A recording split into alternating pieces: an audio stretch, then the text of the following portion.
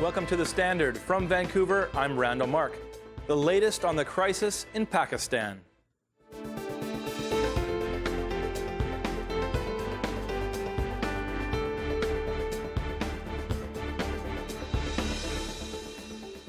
The last few months have seen crisis after crisis in Pakistan. But when the country's president, Pervez Musharraf, declared a state of emergency back on November 3rd, things accelerated. Now former Prime Minister Benazir Bhutto has been placed under house arrest twice, while lawyers and human rights advocates are being rounded up and arrested. All this during widespread extremist attempts to gain the upper hand in a conflict against the government. Nasrat Hussain is the founding editor of The Miracle, British Columbia's first Muslim newspaper. Mr. Hussain is joining me now from Pakistan's capital city, Islamabad. Welcome to the show. Thank you, Randall. Good morning from Islamabad. Great.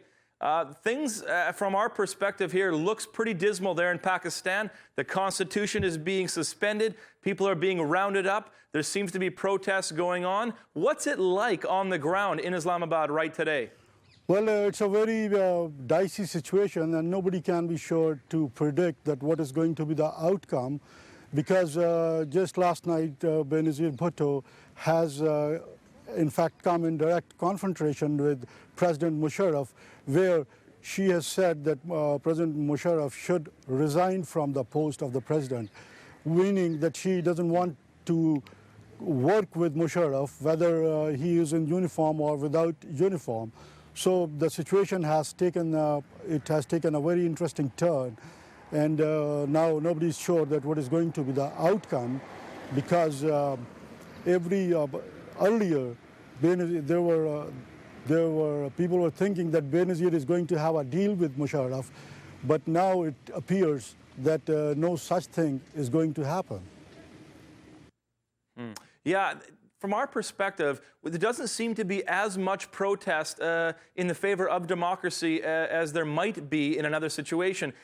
Are people scared to protest? Is there such strong military might there that people are scared to demonstrate? That is also one of the reasons, but at the same time, people have gone disinterested because of this uncertain situation and this politics of Pakistan. And as you know, in this part of the world, the politics moves in this way, and they have different demands, coming up with different demands.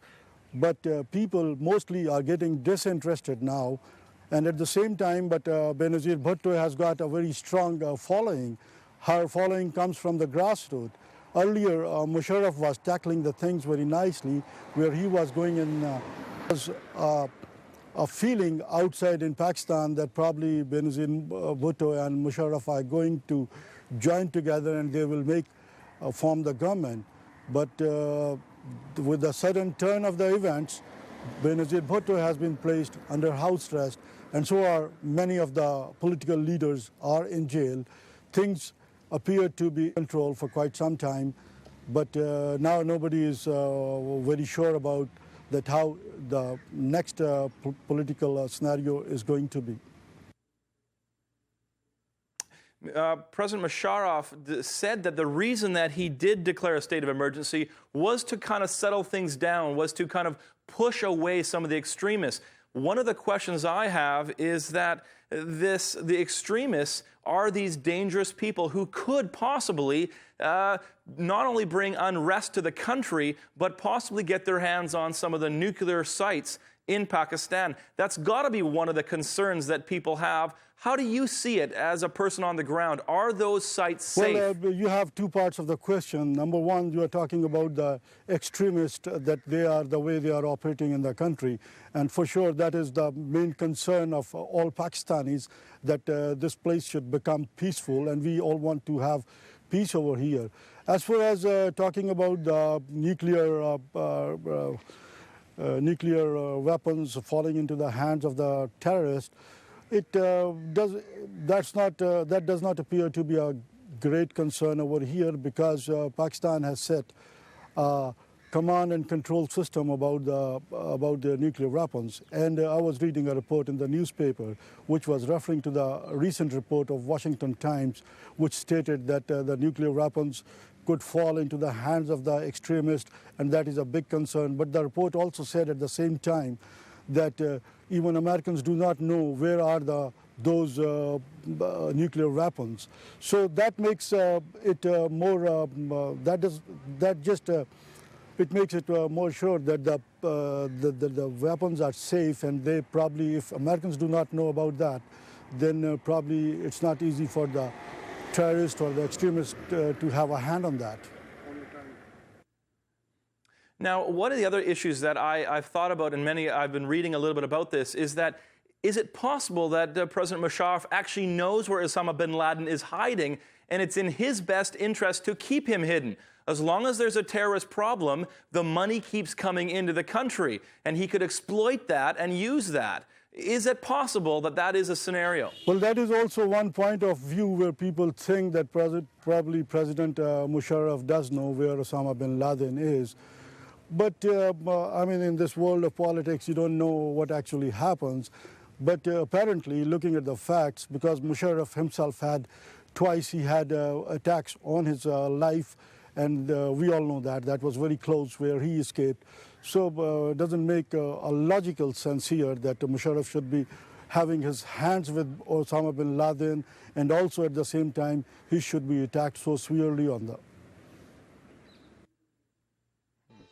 More with Nasrat Hussain in Islamabad after these messages.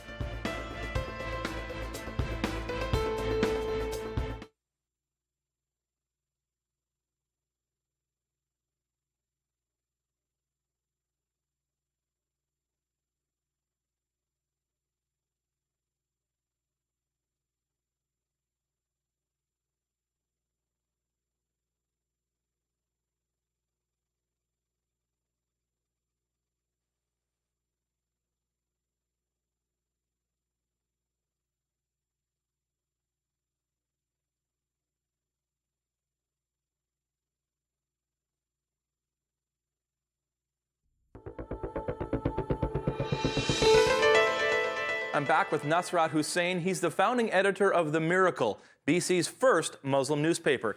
Tonight, Mr. Hussain is in Islamabad, Pakistan.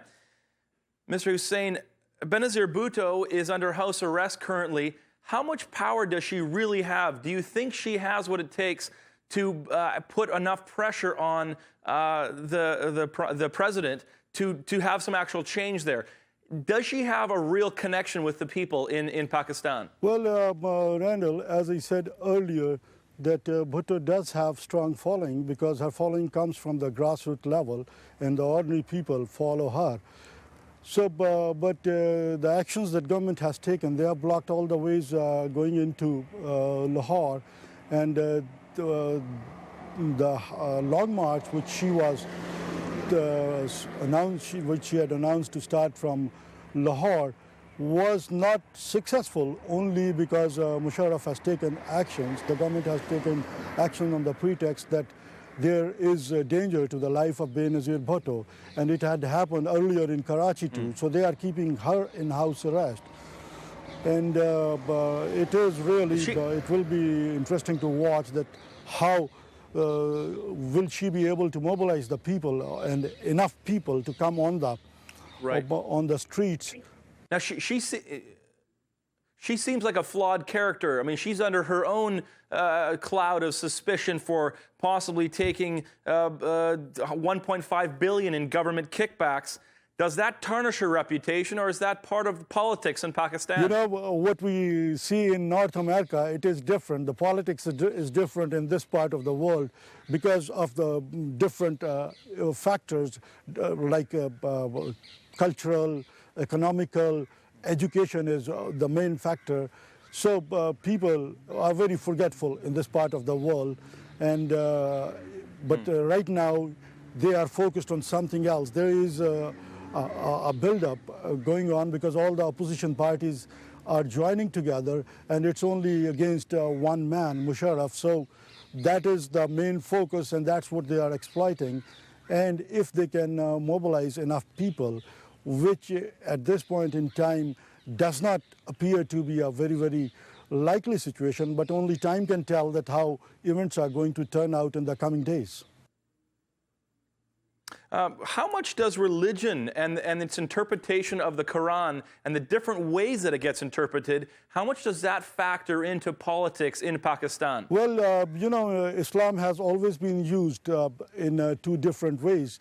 Extremists have used Islam in their own way, and they have interpreted the things which permit things like suicide bombing, killing the people, which is in the sensible people, the sensible people following the religion do understand that that's not the fact, and it's basically illiteracy, because religion is being exploited all the times, and clergy is the main factor, and they also join in the political parties, and that's where everything starts mixing up, and people, ordinary person is confused about the whole affair.